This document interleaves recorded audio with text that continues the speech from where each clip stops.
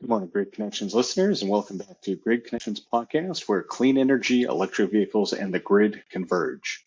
Today, we're joined by Aubrey Gunnels. She's the CEO of 3V Infrastructure to take us on a deep dive into the future of electric vehicle infrastructure, overcoming charging deserts, and scaling sustainable solutions across the United States. Aubrey shares critical insights on how data-driven planning can accelerate EV adoption, the importance of strategic partnerships for expanding charging networks, and real-world challenges and solutions 3V Infrastructure is pioneering through their business model, all using their unique financial modeling for making their electric vehicle charging sites as efficient as possible and as reliant for the EV driver as can be. If you've ever wondered how the industry plans to meet the rapidly growing electric vehicle demand or are curious about the role of smart infrastructure in the energy transition, this episode is packed with actual takeaways you'll want to hear. Make sure to share this episode with at least one person passionate about clean energy and electric vehicle infrastructure as well. Your referrals help spread these vital conversations. And if you enjoyed this discussion, please leave us a positive review on your favorite podcast platform. It helps us reach even more listeners. Plus, don't forget to sign up for our brand new newsletter for exclusive insights, industry trends, and podcast updates, which can all be found in today's show notes. And as always, this episode was brought to you by Grid Connections Consulting, your trusted guide in navigating the evolving landscape of electric vehicles, charging infrastructure, and clean energy innovation. With that, enjoy.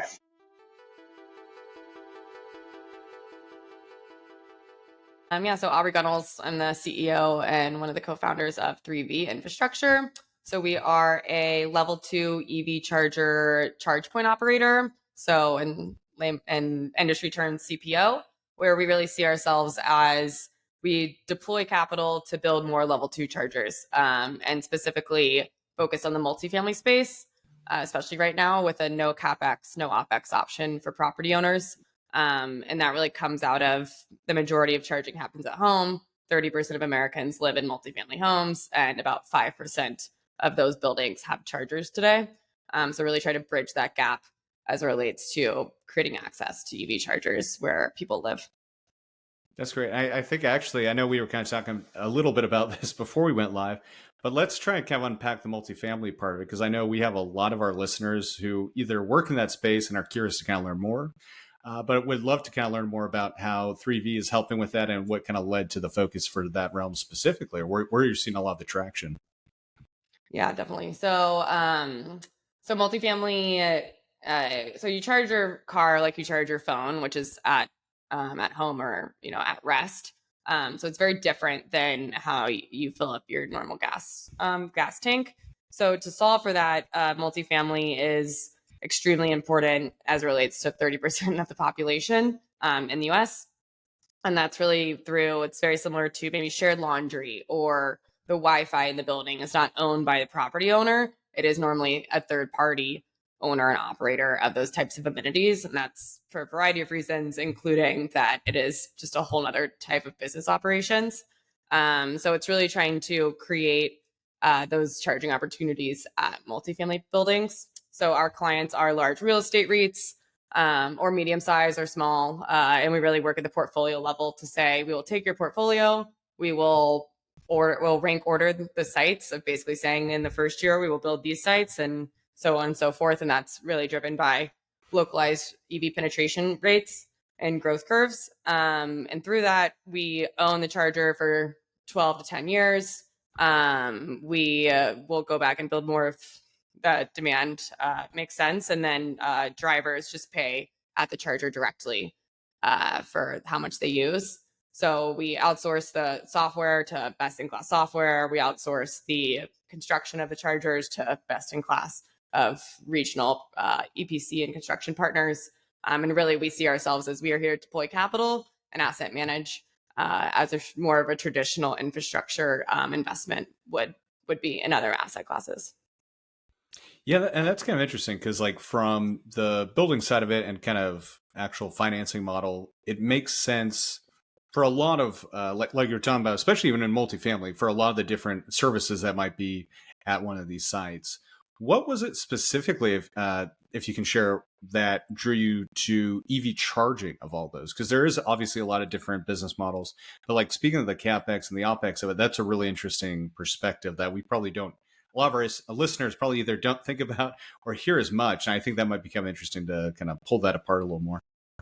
Yeah, definitely. So I actually I've always worked with this infrastructure technology policy kind of intersection. And through that, in the infrastructure bill, I was advising state DOTs on NEVI.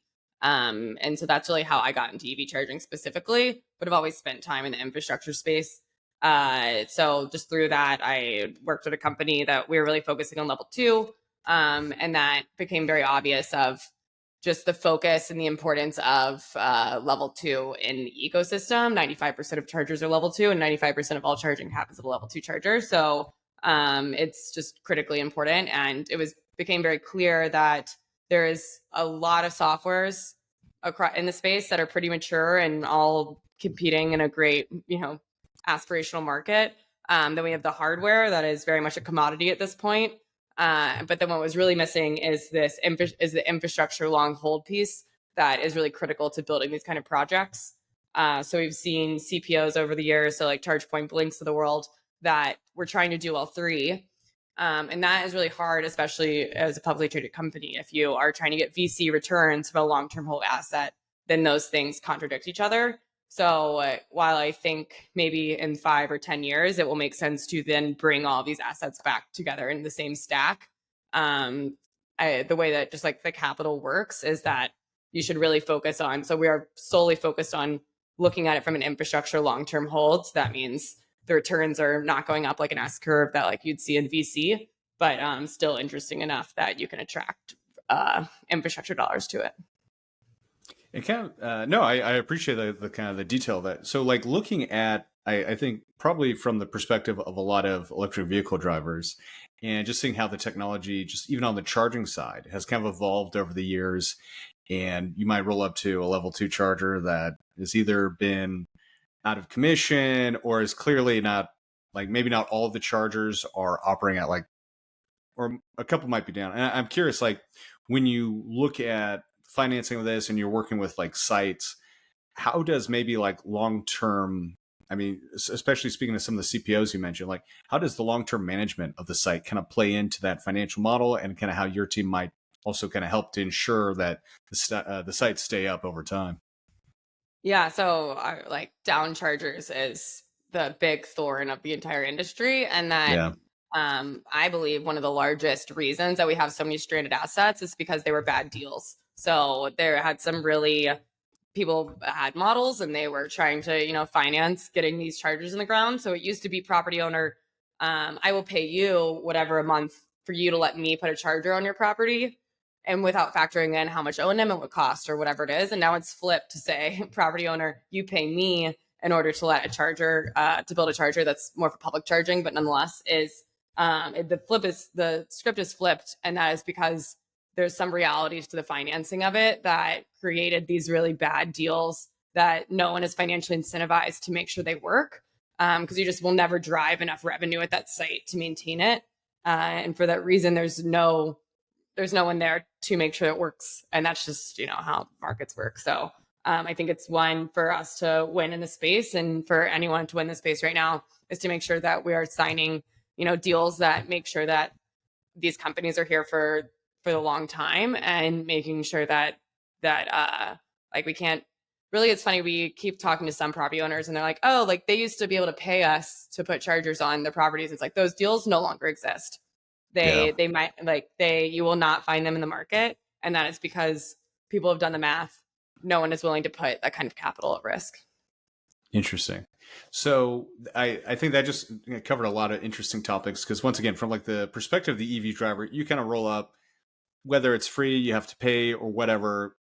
At the end of the day, what you really want is whether the charge works or it doesn't work. So I'm kind of curious about, you're kind of talking about some of these, not necessarily bad actors, but bad executions. And can you maybe highlight a little bit more of like what a bad execution has been? And it sounds like a big part of it, obviously, is the expectation that there might be financial reimbursement for the location, but also then kind of highlight specifically what makes like a great site. So if someone is listening, like, oh, maybe my gas station I have or something in my real estate portfolio doesn't work, but this site would actually be great for this kind of investment. Yeah. So for 3V, we get paid if the driver uses the charger. We're not a technology firm. We are here to deploy capital and hold it. We work with great technology partners, but we really only get paid if someone uses the charger. So that means the charger has to be up, and that means they have to be in some form delightful to use. Otherwise, you can go somewhere else. But what we think, so we take full utilization risk. So that means that someone has to use the charger for us to get paid. That is the riskiest form of infrastructure investing, because infrastructure investing does not take consumer driven risk. Like, that is just, most infrastructure is some sort of contracted cash flows. So that's what really makes our model unique, and also why the space is very risky, but nonetheless. So the way that our investment strategy can work is within multifamily specifically, and that is because we see multifamily buildings as like a microcosm of localized adoption. So if you have a 400 unit building and say that the adoption in your city is about 10%, then you can say with enough confidence that that building has at least 5% adoption. And we have models and data that back that up, or in much more detail, but to simplify it.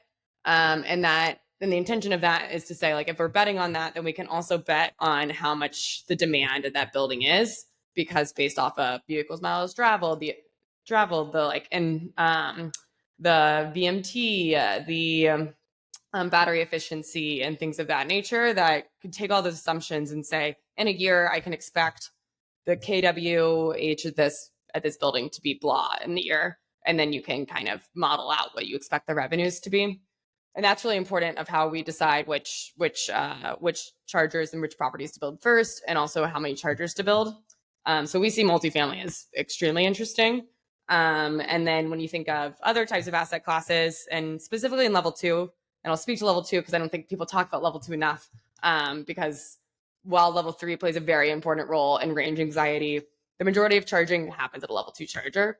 And so I think when you think through of where you would spend the most time at a longer dwell charger, it's really not at a grocery store. It's really not at a shopping area. It's when we think about work, it's kind of interesting. When you think about hospitals, it's pretty interesting. When you think about hotels, it's pretty interesting. But in those places, the demand for that revenue and the demand for usage is a lot harder to model and a lot harder to bet against. I consider investing betting, but nonetheless, because you're really just trying to make an educated assumption that you can say with whatever shot of a doubt you can get your money back at X time, and can give money back to my investors type of thing. But so I do think hotels are really interesting. Hotels do pose an interesting challenge of just, you can't say hyper localized adoption. You also can't look at traffic patterns. Like, there's a lot of things that go into hotels that make it really hard to invest in the hotel model, which is why I think we're seeing a lot. Why we're seeing also an equally large gap in hotel EV charging projects. But so all to say, I would say multifamily first. I would put hospitals second, just because I think they're really interesting. They're 24/7 like workplaces, with the captured, like, you have to park at the hospital. And then I think hotels would be third. And is that driven kind of by dwell time? Because you mentioned some of these things that locations other people have mentioned as doing it, but it seems like the ones that you're specifically targeting seem to be like the highest return is the ones that have kind of a higher dwell time than maybe going to the grocery, where you're there depending for like maybe 30 minutes. Yeah, it's like it's like when you charge your phone, and say you just got a new phone, so like the battery is, at its peak. How many times would you charge it just overnight, or like while you're at work, or like when you come home, or you're going to charge it for 45 minutes and then take it off the charger? That's like not normally a charging pattern. It's not so obscene that you'd like, so it's just so much easier to just do it when you're not thinking about it. And so really the long dwell is really important in thinking about consumer habits. And is that mostly why hospitals stand out to you, is the dwell time? Or are there any other things that kind of make that specifically a unique opportunity? I think they're interesting because workplaces, they're obviously 5 days a week, and then during the workday, versus hospitals are 24/7 workplaces. So that becomes interesting. They also have a lot of available power, which is that's what I was going to ask about too, is the actual power of the site, because that can usually be a big determining factor. I think probably more so for multifamily home locations sometimes. Is that probably what you'd say as well for what you or your team runs into? Yeah, it's definitely interesting. I think, especially as you start getting into like buildings that were built before the 80s. It becomes a challenge. I would say between the load share software out there, that really also does help quite a bit. And that just because if you say you have, 6 cars on the charger and they all have to load share in some capacity, they can all charge within the 8-hour time frame and still get Right. full at the end. It doesn't really matter to them whether they charged at 2 a.m. or at, midnight. So I think that technology is really interesting. And so I think as we see battery prices go down, there'll be more of a demand of how can we make the financials pencil with battery technology. It is not there yet. Anyone that says otherwise is it does not pencil. But as we see those prices go down, I think it'll be interesting to start using batteries on projects. Yeah. One other thing you kind of mentioned was like when you were looking at some of these models that you present to clients, you're talking about, well, we can safely say there's 10% probably adoption, but we're going to go with 5% on the safe side for what we should do for this implementation at the site. Does your team kind of like when you're looking at the financial model of it, is it with the idea to expand? Is that built into a lot of these financial models, or to like almost kind of future proof? I mean, it's interesting when you talk also about site sharing, because that does kind of get into, or the power sharing over time, that kind of gets into a little bit of that. I'm just kind of curious how that plays into maybe the site selection for your team. Yeah. We definitely look at expansion. I think expansion is really, so there's like somewhere of a balance of like, if I build, say, let's just like say I build 4 chargers today, but then I have to go back and build 4 more in 2 years, then like that was not a great use of resources because we could have built it for a smaller price that we built 8 at the beginning. So, but then say I build 12 today, and then I don't have to go back and build more chargers until, year 6 or 7. And also my break-even point is then surpassed my cost of capital. That Right. There's like the financial piece to it is ultimately like, it is not, I just don't think it's like private equity being, stingy. It's very much, it is a risk to say, how many do you need today? And then how much will the technology evolve? What does adoption really look like? So it's like trying to make a safe estimate of can we say is conservative enough that like I can give my investors their money back, while also saying, how can I provide the best amenity possible to residents? And then be able to go back and build more if demand hits. So we also cap all of our models at 30% utilization.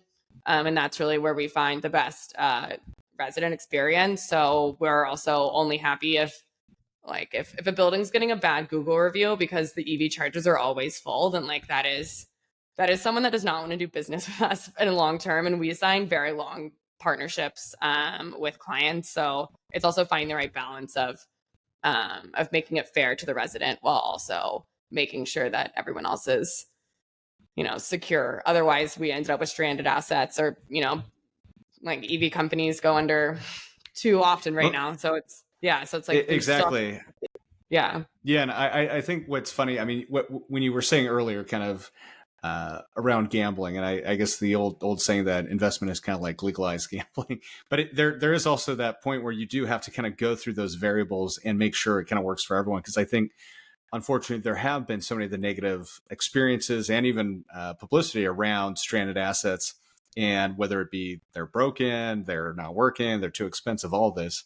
And I think this is why it's really interesting to have you and your team on to kind of talk about this, because there's so many variables that go into a site selection and site design in the background that just doesn't register or in the moment kind of click with the EV driver. And especially moving forward, why it's so important to make sure that these sites are just essentially reliable first, and then trying to figure out that long-term strategy of making sure that they have the right site number, the right utilization, and all of that.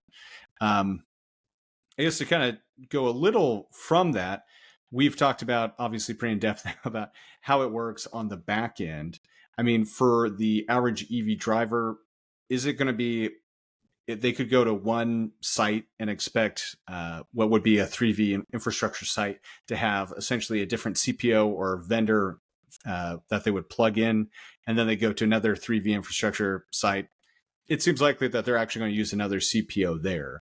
I mean, as far as the normal EV driver, 3V infrastructure is really doing all this and making this help them in the background. Or are there any things that an average EV driver might engage or realize is 3V technology or investment without knowing it day to day, if that makes sense? Yeah. I mean, my goal is for drivers to never contact us, and that is because we work normal business hours. So, like, if you have Right. a problem outside of those hours, then like we cannot help and would not have the capability Exactly. to go into the charger and say what fault code it is, etc. And that is why we are trying. So we are trying to stay in our lane because there are incredible softwares, incredible companies out there that there's no reason that we should be recreating the wheel on it. So I hope that they don't interact with us. But I would say, if you No, had true, yeah, if you had a true I think EV that's a nerd, perfect like, answer. Yeah. yeah, but I think like EV nerds are EV nerds, which are the best, while also being Yeah. extremely like they are what they are. But nonetheless, if you can figure out which properties we work with, then hopefully we will become known as the most reliable network. And that if you live in a building with a 3V infrastructure charger financed by 3V, then it's reliable and it'll be up. And hopefully we can have Yeah. I that mean, brand name. Yeah. that speaks to me on a lot of levels, not just as an EV driver, but also kind of coming from a background in kind of the tech account management space. If you've done the job right, they shouldn't have to call you. And Yeah. obviously, when things do go wrong, as long as you have the right systems in place, a lot of this should solve itself or happen before the customer even recognizes it. So I think, as silly as it kind of sounds, or funny as it might sound to people, like the fact that no one is calling you is the ideal goal to have, and kind of strategy to make sure you're helping to ensure that there is this high level of reliability and a good site experience for the user. So Yeah, it's been interesting too of just like adding data and process to this yeah, space is like some of it seems so easy, but it is putting data by site and and tracking it in a centralized way is we are setting ourselves up for like long term and also hyperscale. So hopefully that'll pay off. no, and I think it's definitely a strategy that makes it much more proactive versus I think a lot of players in the space, whether it be due to lack of technology in place, being more reactive and creating these bad experiences that also kind of make the driver feel helpless, as Yeah. opposed to now moving to more of a technology first proactive experience to it where things get solved before the driver even realized there was ever an issue with the site. Um, Now, kind of taking a step back from the perspective of the site owner, who kind of do they just work with you directly, or who pays for what? If I was a site owner, I'm kind of curious of it. Are you the single point of contact, or is it kind of you help kind of get the people together almost as like a project manager versus maybe the point of contact? Yeah, so we normally work with property portfolio owners. So say you're like you own 100 Yeah. properties, let's say. We will work with you that probably the legal piece is signed through you. But then if you say you own 100 properties, you're probably divided into regions or something that then you have your regional asset management teams. But also we have found that real estate groups are structured in very unique ways, and there's very little like similarities between the different ones, but Uniformity. nonetheless. Yeah. And so then we work with them of like whether they're regional or not, but nonetheless. So from there, so the property owner doesn't pay any money. So as an owner of 100 properties, you don't pay anything. We're providing the amenity. We put up all the capex and we take care of all the opex, and then we reimburse you for your energy. And then once we get to a certain return point, then we'll start profit sharing with you.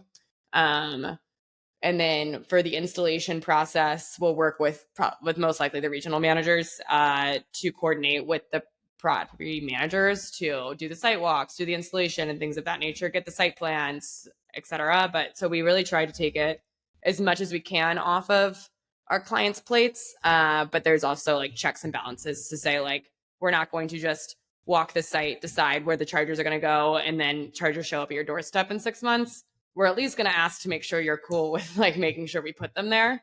So you sign off on that and then sign off on the legal and things like that. So, and there's a hiccup or something, then we'll coordinate. But so we try to take it as hands off as possible, but still, check in to make sure we're all on the same page. That sounds good. And I realize every project can have its own kind of unique challenges, but is there an average or at least kind of a goal as to what you shoot for when it comes to like that profit share, or like one, I guess the actual site execution from like start to finish, and then actually having users charge at the site. And then two, like if someone is listening who is a person that has a lot of real estate properties, like what usually are you kind of shooting for the profit sharing return as far as a site going live? Classic answer, but it really depends. It depends what kind of site, what the portfolio is. We really like as many sites under exclusivity as possible, just because what we've also learned, and I consider this like wave 2 of EV charging, and we get to learn from wave 1. And wave 1, we very much learned that the return on investment by salespeople does not work. We have learned that from every legacy charging company, that a large sales force and one site and how much it takes to take 1 or 2 sites is really, really hard. And that's why I actually think condos, any buildings with HOAs are going to be actually like the farthest behind as it relates to EV charging, as far as where people live in the US. And that is just purely from the amount of time it takes for one salesperson to go to an HOA meeting to like approve a budget, to then get the EPC partner to rework it. There's just not enough margin in the level 2 space. And to pretend that it's anything otherwise, I think is setting people up for failure. So I think that really us, all to say, working with portfolios can increase the profit share we can offer. No, that makes a lot of sense. And I guess that's a good way to think of it too, especially from the side of like the condo and HOA realm, unfortunately, being some of the unintentional laggards, I guess, for at least getting those sorts of implementations between not only the scale of that kind of site design, but also just the cost involved for some of the upgrades, especially if it's an older location and older HOA. One of the things that you were kind of alluding to that I do think is really interesting, it's been something we've talked to with a lot of other guests, looking at, as you kind of put it, wave 1 versus wave 2 of EV charging. And I mean, I can kind of think back to like charging back in like 2011, 2012. Maybe we're even on like wave 3 or 4 in some ways. But I'm kind of curious from your standpoint, especially from the financial modeling and kind of like the investment side of it, are there any things you can kind of share as to what are those lessons learned from kind of like the wave 1 and previous companies in the charging space, and what your team's really using to make sure that you are executing correctly and kind of doing things differently to essentially make it the best for your team and investors? Yeah, the list is really long, but I would say a couple that come to mind that I think are just not repeated as often. I think one, construction partners that understand telecom and understand networking signals is like actually extremely important.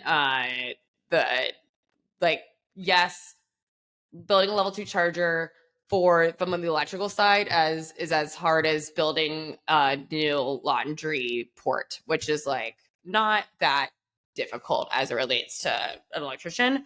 But the telecom and the signal piece is actually much more difficult. So finding someone that can do both is really important in vetting partners.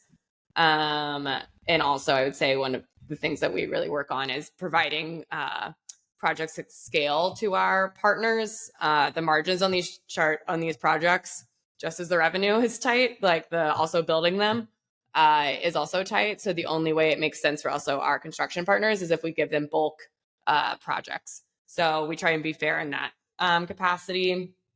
And then I think I already talked about the economics, and then that you have to account for O&M and more O&M than you expect, and then it'll be more than that. So, and anyone that says otherwise is also incorrect. That I think, but I feel like that's one that anyone would say. But I think the networking one is interesting.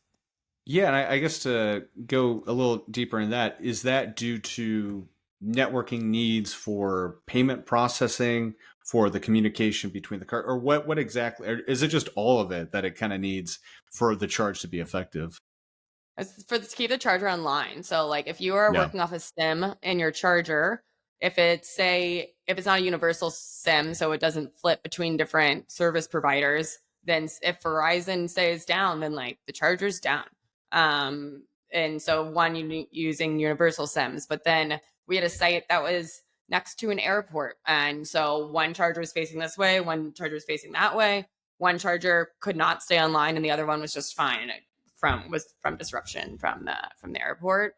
So then if you're connecting to like a router or something, then it really like where you put the router, where and all the networking equipment. So networking and the software piece is really the piece that we're seeing in addition to economics of charging sites. I would call it definitely the second most important thing is definitely the networking piece to make sure they stay online. And then kind of looking at the O&M about it, what has really stood out to you with kind of this wave or areas that at least your team's been able to optimize with them? You have to have a software provider that can remote reset them without having to do breaker flips, that have diagnostics in the different parts of the charger, that can report on them in a very reliable way, that you can see it in a UI and a dashboard that makes sense. To cut down on truck rolls is the goal. And that is because you make about $2,000 in profit off a charger when it's about 20 to 25% utilization at a 20-cent margin, which is what we model. So if you're making $2,000 in a year and it costs me $300 to roll a truck to go fix something, that payback period starts getting pushed out into like year 7 or 8. So it's again not us being unfair. It's just trying to really use the software capabilities to be able to reset things remotely really does make a meaningful impact of making sure these chargers are up and also reliably maintained. Yeah. And with that, is that what is kind of like the average, because we've definitely heard from people on the podcast, and obviously once you have the actual copper in the ground, a lot of these other things, you can replace the charger, you can do some of this maintenance, but some people say like the main charger can last anywhere from 5 to 15 years. I'm kind of curious, like with your models, what do you assume? Do you assume like, okay, you're going to make the idea is like 2,000 per charger, and this is over a 10-year period, or what is kind of usually the timeline that your team's shooting for? Yeah, we do 12-year contracts normally, but some are 10. Gotcha. But yeah, the depreciation of the actual charger. Right. So if you put a level 2 charger in the ground, 80% of the cost is from labor and pulling conduit in. So the actual charger is not the piece that's expensive. So that's also what really affects depreciation value and also really affects basically the floor of the investment. So basically saying that say the project needs to be ripped out, the only thing you can really take is the charger, and the charger is only 20% of the project. So that's another reason it's just an investing class that is really difficult. But so it depends if you look at our tax depreciation or our life of the asset or our O&M, and then we run a couple different scenarios. And that's really just out of, we really care. So somewhere between 5 to 8 years is what we normally model. Gotcha. And then kind of looking at that, are there different or like when you talk about these kind of different lifespans, is it usually just dependent on the site, or will there, if you're assuming it's a hospital, I guess to go back to that example, you're expecting that to either have a shorter or longer, or I guess what I'm trying to ask is I'm curious if there's any industries you see an impact on what might have a shorter or longer life cycle, or is it purely just dependent on the site? So we're nerds and we're data nerds and also financial nerds. So we run a million different scenarios, and that's really just because there is a reason that there is not a huge 3V competitor, and that is because it's a risky business. And so to do that is modeling on top of modeling and reforecasting off of reforecasting. So I would say from asset classes for our multifamily, that model is like very baked. So we are launching as a service model, which is basically saying that we are not taking utilization risk, but you want chargers at your property, and you don't want to put up the CapEx to be able to build them, then we will build them, and then you just pay us a monthly fee it's like an infrastructure as a service product. There's a number of them out in the market right now, but we really just want to be a financing partner. For those, we do model a more conservative maintenance, and that's just because the risk is a little bit different. We use the same underwriting assumptions, and then also jack up, to make it the most conservative model ever, and then also Right. get a little bit crazy and make it, like, what if this happened? Then we also like to look at the upside, but we run a lot of scenarios.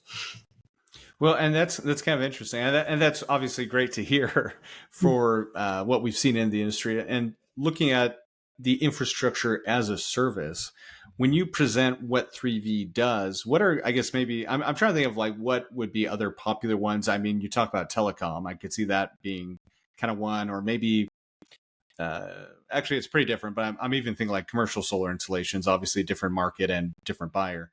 But I'm kind of curious of what attracted and what made especially with the focus on level 2 charging, what really made that stand out to you and kind of was one of the reasons to focus on that as the service versus others kind of the space? Like you're saying, you're kind of the only, there aren't many competitors in it, and there's obviously a need for what your team does. I'm just kind of curious how you got to that, or what was there ever kind of a light bulb moment where it's like, okay, this is how we need to apply these resources and this kind of either business or financial model to really help with not only just EV charging, but actually have a solid business case for it?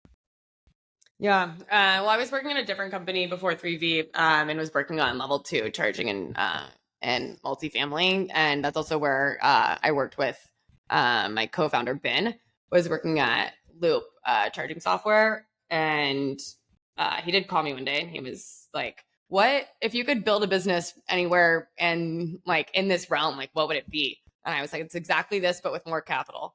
And he was like, all right. And then a couple of months later, I called him and I was like, do you want to go raise capital and do that? And he was like, call you back in 24 hours and I'll let you know. And he called me 3 hours later and was like, yeah, let's do it.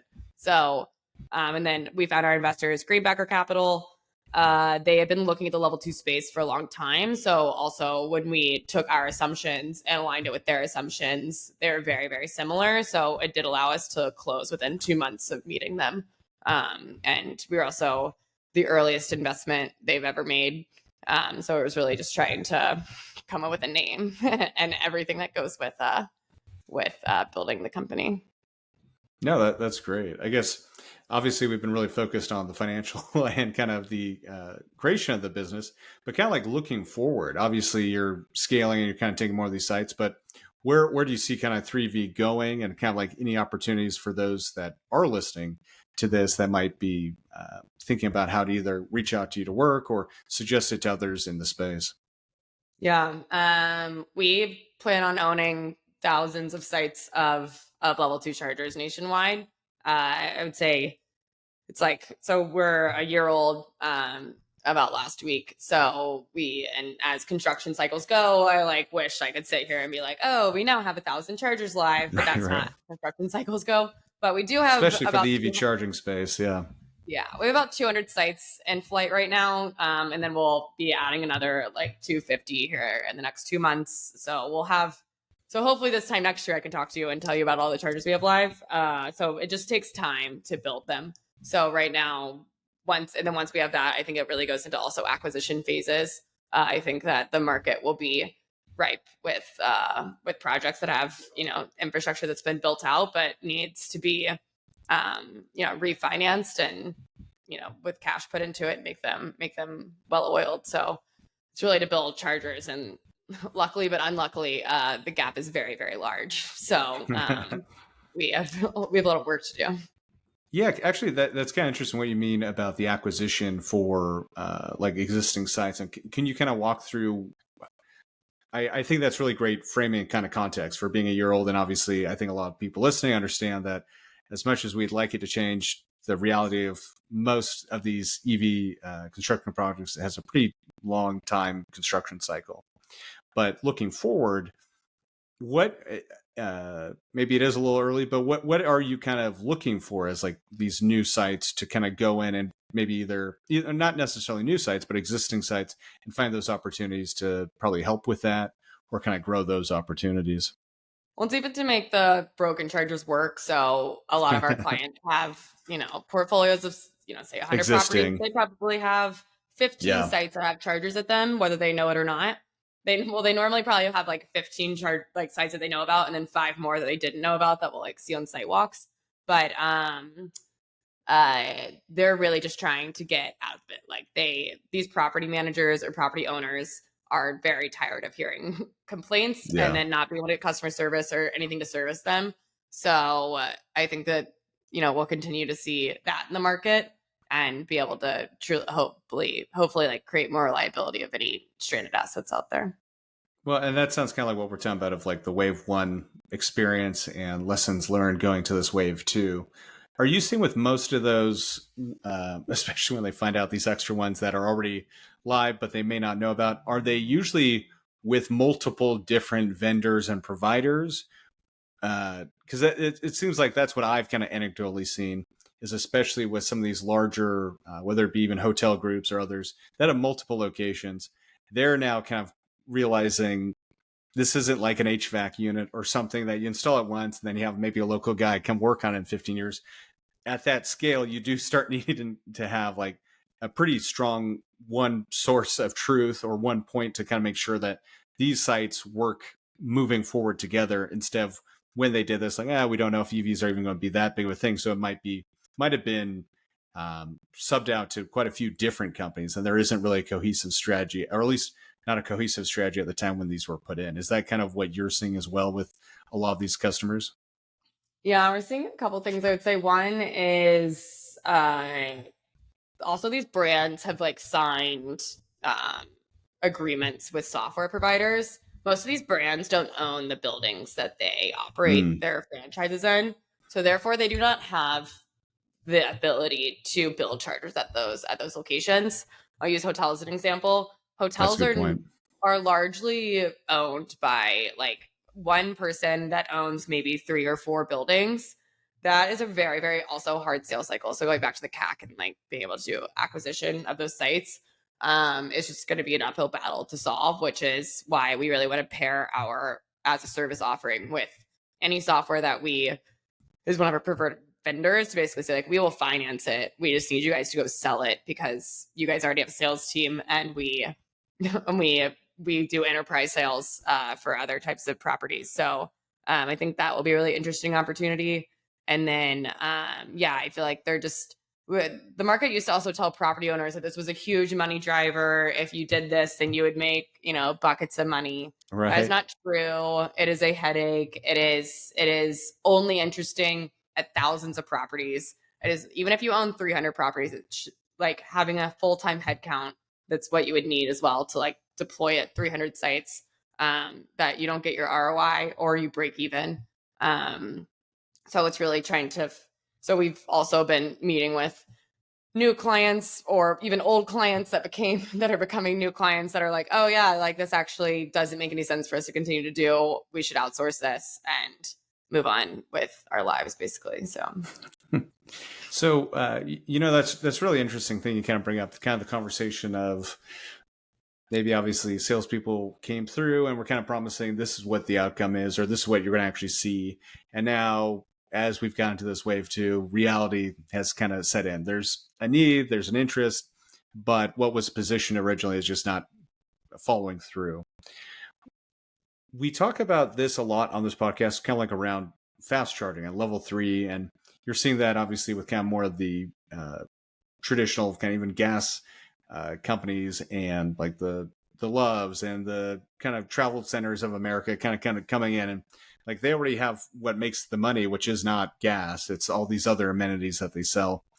Is that similar to what you kind of see in the level 2 space, or like what is the business model from a kind of a secondary value, or I guess if that's making sense? Because obviously there's kind of a need with a DC fast charge. You go in there, you get your stuff, you use the bathroom, maybe you buy a bottle of water and you go in, or you go somewhere else. And obviously, especially with DC fast charging, there isn't going to be as much, or at least not at the same place, kind of that repeat business, because people are usually traveling. It's not like they're going to use it unless, I mean, there's some cases where people can't charge at home, but I think especially when we're talking about level 2 and just like looking forward, it's probably going to move more and more towards level 2. Are there any like strong situations where you can get those kind of quick secondary sales benefits?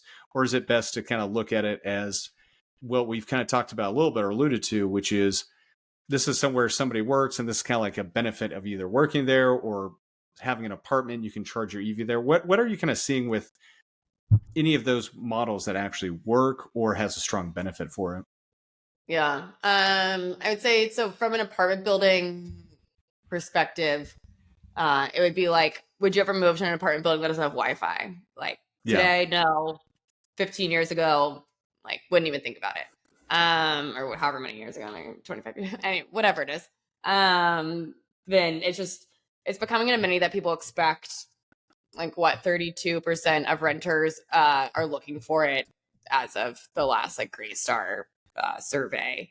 Because even if people don't have an EV today, they're still asking about it because they're considering it in the future. So it's really building out that amenity to make sure that you can keep captured client customers, and then also retain them, especially and beat out the competition as it relates to retention. Because it's about $10,000 if you have a turnover in a resident. So really trying to cut down on those costs because vacancy is something that multifamily cares a lot about.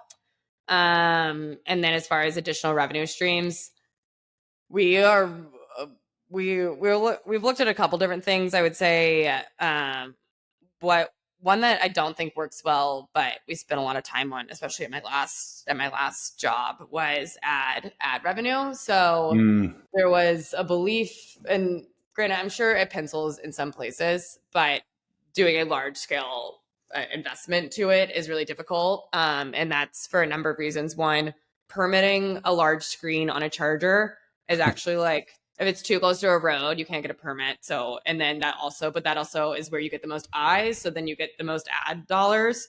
So it's very, very hard to build those projects in the first place. And then two, the additional cost of the screen and the insurance and the extra O&M for if anyone ever breaks that screen actually is very hard to pencil with the ad rev dollars that come in from that screen. So that model is also really hard. And then also convincing infrastructure investors that MarTech, so marketing technology, is interesting, is something that they deal with PPAs. They don't deal with, Right. with advertising. So that was also really interesting. Well, and that I've always found that style of advertising to be really interesting because, like, when you look at a marketing technology, traditionally or at least when you get to like the mobile or some, there's ways you can kind of connect the dots, and then this really is kind of more on the ad tech side where I don't know, you might actually be the first person that's brought that up on our show, but it's something I've always kind of anecdotally struggled to understand the business model with as to what that. It is interesting. I went deep in a hole about it. It is so interesting. It does not pencil very well, especially at scale. And then I do think it goes back to like sustainable infrastructure is at an inflection point. You can't talk about infrastructure without talking about technology. Technology risk is something infrastructure investors have never had to handle. And then if you add in any other industry that they also haven't touched, like infrastructure investors are the like most risk adverse group of people. So if you add in, ad tech in there, and it gets into so many of the things that there's already struggles around, like what we were talking about earlier around making sure there's even a cellular or a strong internet connection. So if you're trying to switch out what ad you're running on this screen and you don't have that in a reliable way, you can't quite know if even the charger's down or all these other just kind of variables that start kicking in with it. Yeah. But it's still like Volta, the last time that they post, I haven't had it in like a year or something. They still made like $3 million last year on ad revenue. So like, it's not a not model. It's just like a very hard model. Yeah. But weren't they also acquired by BP? Yeah. Yeah. So I mean, for BP, that kind of amount of revenue is like a rounding error of a rounding error. I mean, it is. Well, I'm sure they still operate it as their own like P&L. Right. I don't know. Anyways. Right. That could be its own podcast talking about the financial model for that. But no, I really appreciate that, Aubrey. That's really interesting. And it's been really fun to talk with you about this stuff. I realize we're kind of coming up on the end of our allotted time, but for people who are interested in kind of learning more, can you share with us what's the best way to get a hold of you and also just kind of 3V infrastructure to ask more questions and kind of learn about what your team's working on moving forward? Yeah, definitely. 3vinfrastructure.com. The 3 is a backwards E. So that's how we come up with the name. But some people don't see that, but nonetheless, and LinkedIn, we're very active on. But yeah, and so I would say to any listener that lives in a multifamily building or has friends that live in a multifamily building, I would say the number one way that we get property owners to pay attention to let us build chargers at their property is through residents or future residents asking for that amenity. And it really does drive the market, really does get them to move faster. The number one thing that keeps us from building these things is just how quickly the legal reviews can move. And that is controllable by how much they're prioritizing it. So that would be the biggest ask for any listener. Well, great. Thank you so much for coming on today, Aubrey. We'll have to have you on again soon. Thanks, Chase.